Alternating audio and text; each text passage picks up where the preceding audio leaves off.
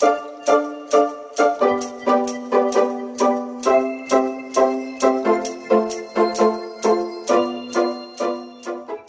guys, jumpa lagi. Kali ini kita masih membahas perilaku kaum Melayu Malaysia. Dan harus diakui bahwa tidaklah mudah untuk mengubah pola pikir mereka, karena sudah telanjur mengkonsumsi propaganda Melayu selama bertahun-tahun. Bahkan propaganda itu akan terus dilakukan karena para profesor Malaysia pun telah terjebak pada pola pikir atau paradigma kemelayuan. Hanya saja, belakangan ini propaganda Melayu itu agak mereda.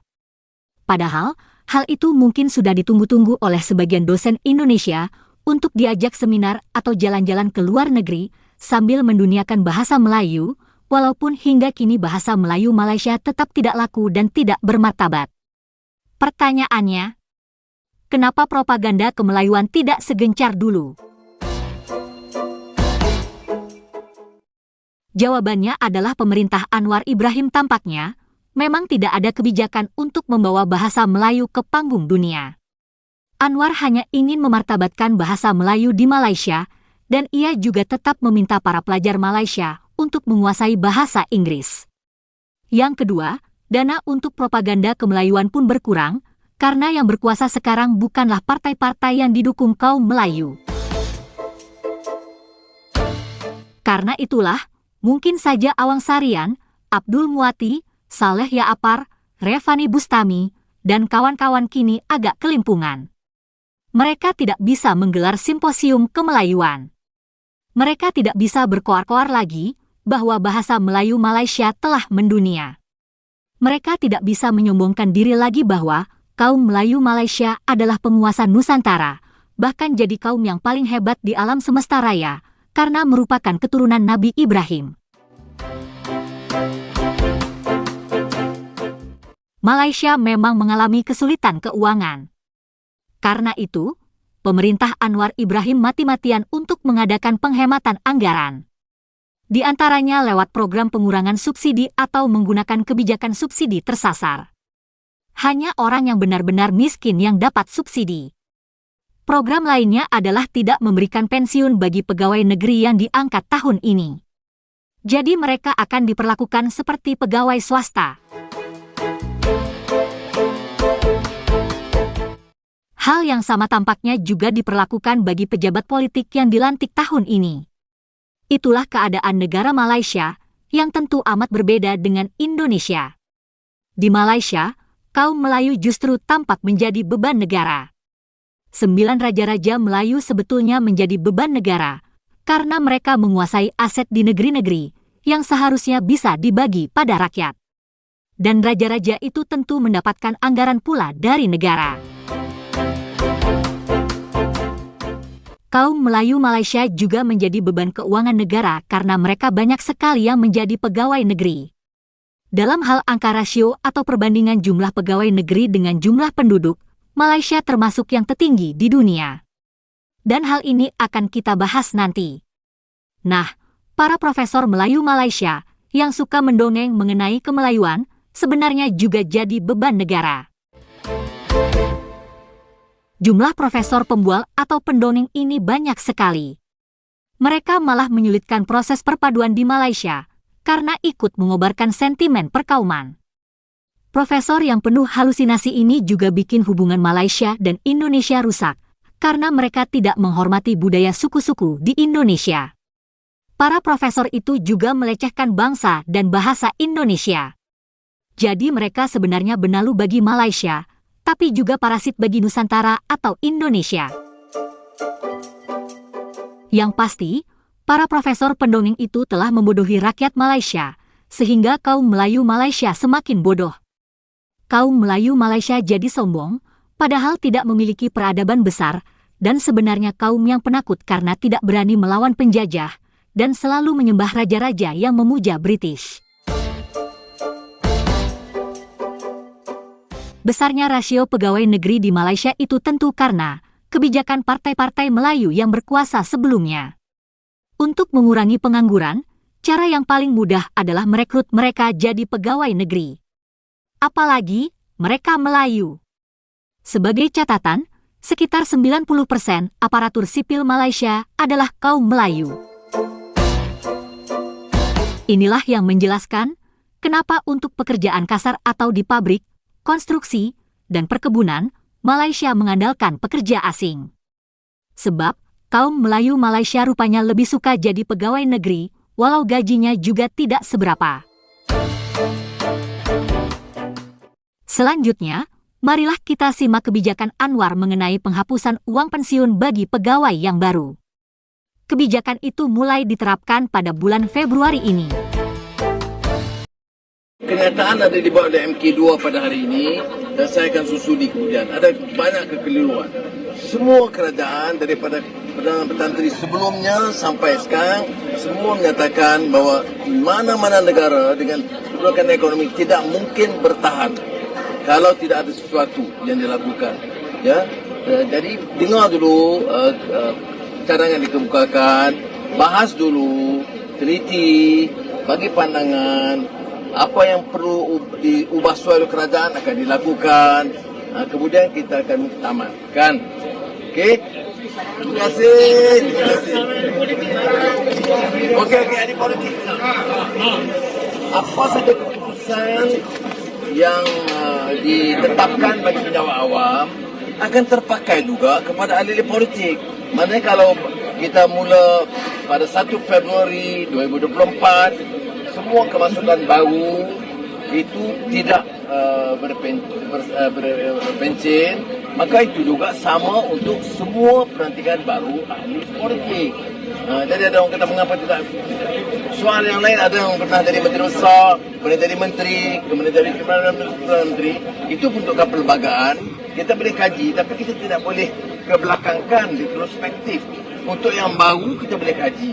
Jadi saya ingat tidak ada masalah kita nak tukar penyesuaian. Pada prinsipnya saya bersetuju supaya apa saja keputusan yang dibuat oleh Perkhidmatan Awam terpakai bagi pelantikan politik. Tapi dimuktamadkan setelah kajian dibawa, Jemaah Menteri memutus. Begitulah kebijakan Anwar Ibrahim untuk menghemat anggaran. Nah, selanjutnya marilah kita lihat besarnya rasio pegawai negeri di Malaysia. Biar saya baca pula pandangan dari DAP. Malaysia has the most civil servants per capita in the world, kata financer DAP Kun Yu Yin. Kun Yu Yin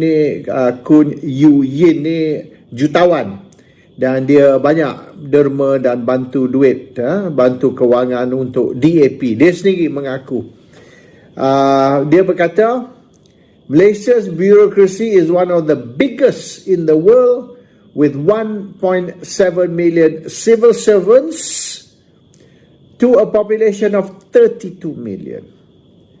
A ratio of 5.3% compared with Singapore's ratio of 1.5% and Hong Kong's and Taiwan's 2.3%. In fact, Indonesia pun lebih kurang 1%. So kita punya ratio ni yang tertinggi dalam dunia dengan 1.7 kaki tangan kerajaan untuk hanya 32 atau 33 juta rakyat.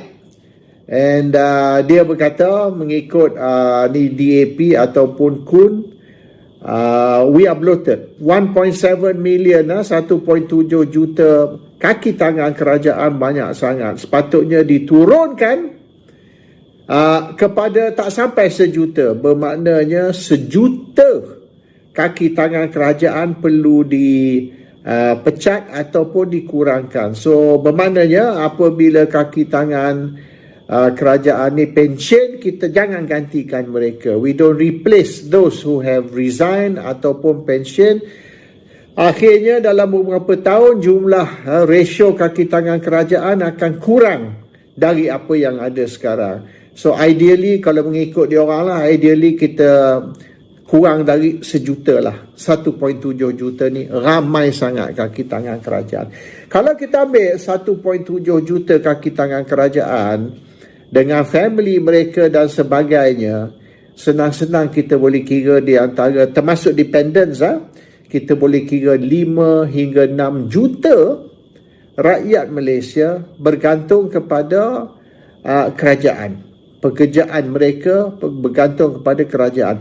So bermaknanya lebih kurang 30% lah, katakan 30% dari orang Melayu, kalau kita ambil kira bukan saja kaki tangan tapi keluarga mereka, 30% dari rakyat Malaysia bergantung kepada kerajaan untuk pekerjaan.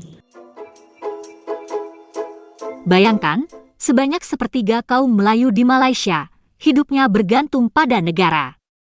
Jumlah ini akan menjadi lebih besar lagi karena banyak pula kaum Melayu yang bukan pegawai negeri dan mereka hidup dalam kemiskinan dan tentu mendapatkan subsidi negara. Selanjutnya, kita simak reaksi kaum Melayu konservatif yang tentu saja menolak kebijakan Anwar mengenai penghapusan uang pensiun. Parti Berjasa mendakwa lantikan kontrak tanpa pencen sememangnya menjadi agenda Pakatan Harapan. Ketua Penerangannya Muhammad Hamdan Muhammad Sharif berkata, pejabat awam terpaksa menjadi mangsa selepas kerajaan gagal mentadbir menambah pendapatan negara. Ujarnya pengumuman kerajaan itu sememangnya tidak mengejutkan apabila pemimpin Pakatan Harapan seperti Tony Puan dan Hanifah Maidin pernah memberikan gambaran untuk melaksanakan pendekatan itu. Hamdan berkata, kerajaan perlu sedar pejabat awam adalah golongan yang bertungkus lumus dalam memberikan khidmat yang terbaik kepada kerajaan dan rakyat. Katanya, sudah tiba masa bagi kerajaan menilai sendiri prestasi mereka selepas pencapaian keseluruhan ekonomi negara begitu teruk dan keluaran dalam negara kasar KDNK yang kurang memberangsangkan. Timbalan Perdana Menteri dalam satu sidang media semalam mengumumkan kaki tangan kerajaan baharu akan diserapkan secara kontrak dan tidak berpencen. Datuk Seri Ahmad Zahid Hamidi berkata, pejabat awam baharu perlu mencarum kumpulan wang simpanan pekerja KWSP dan Pertubuhan Keselamatan Sosial Perkeso. Kabinet meluluskan dasar baru pengambilan secara tetap tetapi tidak berpencen. Mereka akan mencarum kepada KWSP dan kerajaan akan memberikan sumbangan sebagaimana yang lazim dilakukan pada kaki tangan swasta, dan mana-mana yang layak untuk diberikan sumbangan Perkeso, mereka juga akan layak. Hamdan berkata dasar kerajaan kini dilihat lebih berminat memotong bajet negara berbanding menambah pendapatan secara organik menyebabkan rakyat secara keseluruhannya menjadi mangsa. Katanya kerajaan perlu bermuhasabah diri dan menilai semula dalam isu melibatkan pejabat awam. Kerajaan katanya perlu sedar bahawa ini semua berpunca daripada kelemahan mereka dalam mentadbir negara. Pejabat awam adalah perisai negara dalam aspek pengurusan. Maka kerajaan sepatutnya dalam segala hal menitik beratkan kebajikan mereka dengan serius, apatah lagi ramai dalam kalangan mereka adalah orang Melayu. Begitulah guys, masalah kaum Melayu di Malaysia. Mereka bukan cuma mengalami krisis identitas, tapi sebenarnya mereka juga menjadi beban negara. Mereka kurang produktif atau tidak secara langsung menyumbang untuk perekonomian negara, karena kebanyakan bekerja di sektor pemerintah yang kurang efisien. Terima kasih sudah menonton sajian kami. Sampai jumpa lagi.